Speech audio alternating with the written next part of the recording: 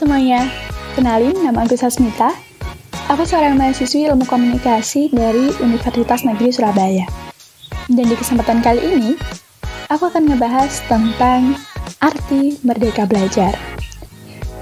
Nah, kalau kita sudah lihat di portal berita, kita sudah tahu bahwa Kementerian Pendidikan dan Kebudayaan Republik Indonesia telah mencanangkan program Merdeka Belajar. Dan menurut Menteri Pendidikan dan Kebudayaan Republik Indonesia, yaitu Bapak Nadiem Anwar Makarim, menjelaskan bahwa arti Merdeka Belajar itu di mana guru merdeka memiliki makna unit pendidikan, yaitu sekolah, guru, dan muridnya mempunyai kebebasan untuk berinovasi dan belajar dengan mandiri dan kreatif. Lantas, kita bisa lihat realitas pendidikan di zaman sekarang. Pendidikan di Indonesia memang sepenuhnya belum merata, dan tidak semua orang mendapatkan fasilitas pembelajaran yang sama di seluruh daerah. Tapi, apakah itu artinya mereka tidak bisa merdeka dalam belajar? Aku rasa tidak. Mereka tetap bisa merdeka dalam belajar. Saat ini kita bisa lihat, ada berbagai ragam jenis mahasiswa di suatu kampus. Mahasiswa yang ambisius untuk meningkatkan IPK, ada mahasiswa yang suka mengikuti seminar, ada mahasiswa yang suka kuliah pulang, lalu ada juga mahasiswa yang organisator banget, di mana mereka rapat sana-sini, tugas kuliah di nomor 2 kan, yang penting program kerja selesai. Ya, ada banyak jenis mahasiswa. Lantas, apakah yang mereka lakukan itu salah? Jawabannya tidak. They will do what makes them happy. Mereka tetap melakukan dengan apa yang mereka mau dan apa yang mereka inginkan. Dan menurutku itulah arti merdeka belajar yang sesungguhnya. Nah, bagi mereka yang niat mengikuti seminar, mereka akan mendapatkan banyak ilmu di sana dari berbagai pemateri yang ada.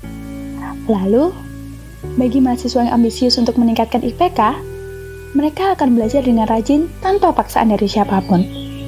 Mereka akan berusaha dengan kelompok tugasnya untuk menyelesaikan tugas dengan hasil yang terbaik. Lalu, bagi mahasiswa yang kuliah pulang, ya mungkin di kampus ia akan berkutat dengan rumus dan angka. Nah, bisa jadi waktu di kamar kos atau di rumah, ia akan berkutat dengan yang lain.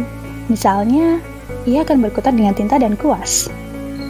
Atau ia tidak sepenuhnya pulang, namun ia melakukan aktivitas di luar kampus di mana ia berinteraksi dengan banyak orang dari berbagai kalangan. Dan lalu bagi mereka yang organisator, mereka akan sering belajar untuk menerima pendapat dari berbagai mahasiswa dengan disiplin ilmu yang berbeda. Mereka akan lebih sering belajar problem solving dalam suatu kegiatan. Mereka lebih sering belajar bagaimana membuat program yang menarik dan sesuai dengan kondisi yang ada.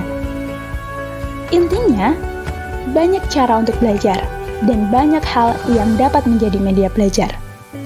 Belajar tidak hanya terpaku dengan kurikulum. Belajar tidak harus di kelas. Belajar tidak harus dengan seorang guru. Karena apa? Karena aktivitas sehari-hari yang kita lakukan juga menjadi guru terbaik yang mampu mengajarkan arti belajar yang sesungguhnya. So, dengan apa yang kita tekuni, tidak hanya satu disiplin ilmu saja yang kita dapatkan. Kita dapat menjadi orang yang multidisiplin ilmu, dan sekalipun mahasiswa yang hanya fokus menaikkan IPK, tidak menutup kemungkinan juga dia akan mendapatkan disiplin ilmu lain dari apa yang ia pelajari. Walaupun mahasiswa itu suka kuliah pulang, tapi kita juga tidak tahu apa yang mereka lakukan di rumah atau di kosan.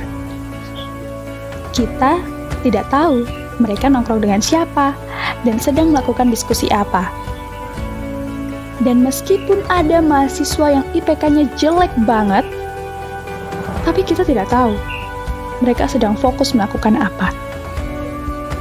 Dan jangan remehkan mahasiswa yang organisator, karena mereka juga akan mendapatkan ilmu dari organisasi yang mereka ikuti. Jadi, mau seperti apa kamu tetap dapat melakukan aktivitas belajar dengan cara yang kamu mau. Kamu tetap bisa mendapatkan ilmu yang kamu inginkan, yang kelak akan berguna di masa depan atau dalam dunia kerja. Lantas, percuma saja kamu dapatkan ijazah dengan IPK yang memuaskan. Tapi, jika semua itu bukan kehendakmu, melainkan karena paksaan dari orang lain. Jadi sekali lagi aku tekani, bahwa merdeka belajar adalah mereka yang belajar dengan apa yang mereka mau tanpa merasa dipaksa oleh siapapun. Kita bisa belajar di mana saja, kapan saja, dengan siapa saja, dan dengan media apa saja. Saat ini banyak loh perusahaan yang tidak memikirkan kamu lulusan apa dan IPK berapa, tapi perusahaan akan menanyakan, kamu bisa apa? Skill apa yang kamu punya? Dan mana buktinya? Dan kamu bisa mengasah skillmu dengan optimal apabila kamu sudah merdeka dalam belajar. Jadi, sudahkah kamu belajar hari ini?